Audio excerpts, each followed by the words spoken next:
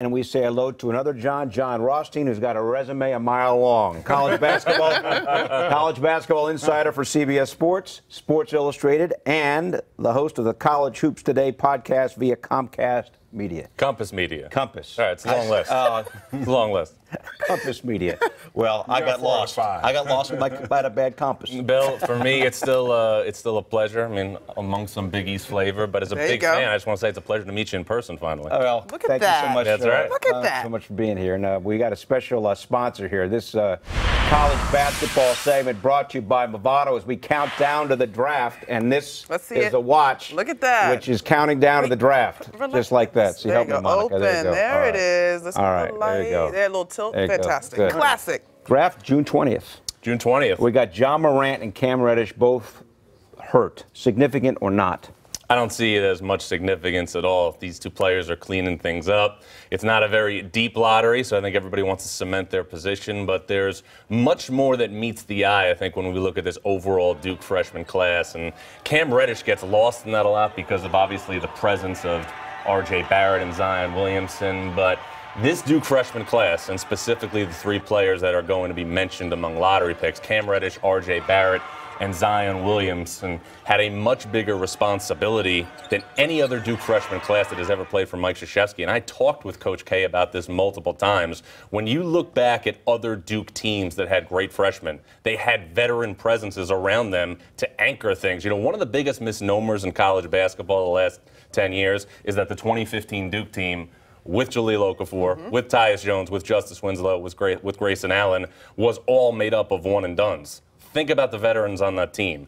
Quinn Cook, Jeff Capel, who is now the head coach at Pitt, who was the associate head coach at Duke at the time, told me pound for pound, inch for inch, was the most important player on that Duke team. Matt Jones, another veteran, led Duke in scoring in the Elite Eight against Gonzaga, and Emil Jefferson was huge defensively down the stretch against Frank Kaminsky in the national title game and so on and so forth. So when you look at this Duke freshman class, there was no veteran presence like we saw in 2015 when they cut down the net. So night and day in terms of the contrast. You're not concerned? I mean, John Morant's got a particle loose in his knee.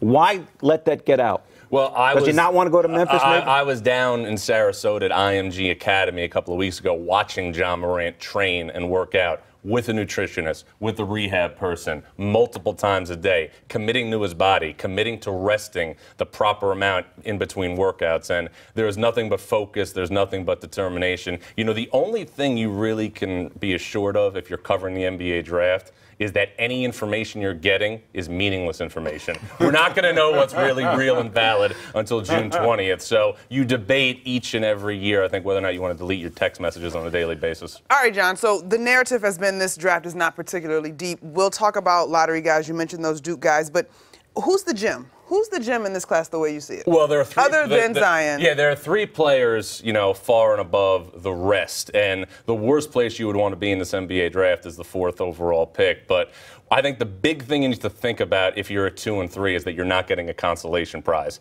Obviously, Zion Williamson is a once-in-a-generation type talent, but John Morant has the unique ability to have a great impact on a game as a point guard by not demanding shots. And I think if you look at it from a point guard's perspective, the number one thing you think about is shot distribution and whose hands the ball's in. And with John Morant, he's somebody that's extremely comfortable getting double-digit assists versus scoring 30 in a game. Needs to do a better job turnovers-wise, though, when you think about what he's going to have to transition to the next level. Averaged over 5 a game at Murray State.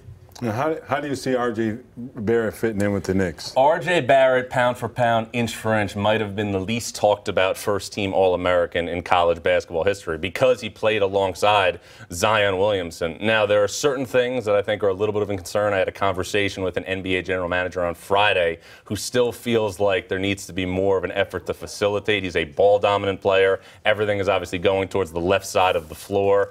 But there are still attributes that if he wasn't playing with somebody the magnitude of Zion Williamson, that would have been featured on a more regular basis. And a big thing, too, when you look at this Duke trio and transitioning to the next level, they're going to be infinitely better as NBA players than they were as college players, and they were great college players. Now, why do you say that? Well, there's a number of reasons. The first is the fact that they're going to play with seasoned and proven veterans. With all due respect, and we went through this when comparing last year's Duke team to the 2015 Duke team, there was nobody who had been through the gamut before around these players that had real substance in the college game. Another thing, and you guys know this better than me, to be a great ball-dominant player, you're going to be more effective on the offensive side of the floor if you can play in great space. Duke was not a great three-point shooting team last season, just over 30%. So there's nothing but a high ceiling, I think, for all of these guys at the next level, and that includes Cam Reddish, who is probably the most mercurial talent in this year's lottery. Good stuff, for sure. So let's stay on Cam real quick, because you were there. You were on it all season. Yeah. The mysterious, I'm not playing in an NCAA tournament game. Well, this is the thing with Cam Reddish. There's some people who feel that he's the Tin Man, that he is the private. He now needs core muscle surgery, right? Yeah, no, I mean, people think he's the Tin Man. People think, What do you like? Heart.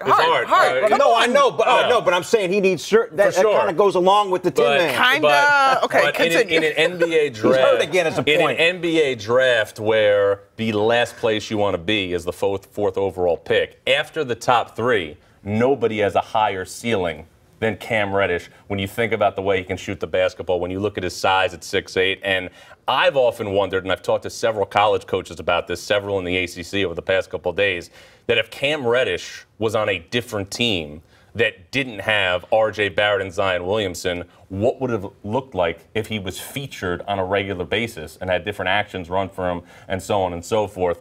I was talking with a Western Conference executive who was a high pick in this draft this morning about Cam Reddish, and I talked about, some of the concerns that people have in terms of his motor, in terms of his toughness. The same types of concerns surrounded Paul George when he came into the league out of Fresno State. So if you're aiming to try and hit a home run after the top three picks are off the board, probably your best chance to go yard is with Cam Reddish. All right, after that, give us 5, 6, and 7. Well, hold on. Before we get to guessing, let's go to this point guard that caught a lot of buzz, Vanderbilt, Darius Garland. Didn't necessarily play, but still seemed to be getting the buzz around combine time. A lot of people felt that Darius Garland would have been a late lottery pick in last year's draft. I was down in Nashville in the preseason watching Darius Garland at a Vanderbilt practice, and I left the practice and I said, this kid is not going to be Trae Young, but if there's anybody who has a chance this season to do what Trae Young did, and I mean average 18 to 20 points and get 7 or 8 assists, it's Darius Garland. His team, obviously, once he went down with a knee injury, didn't win a game in the SEC.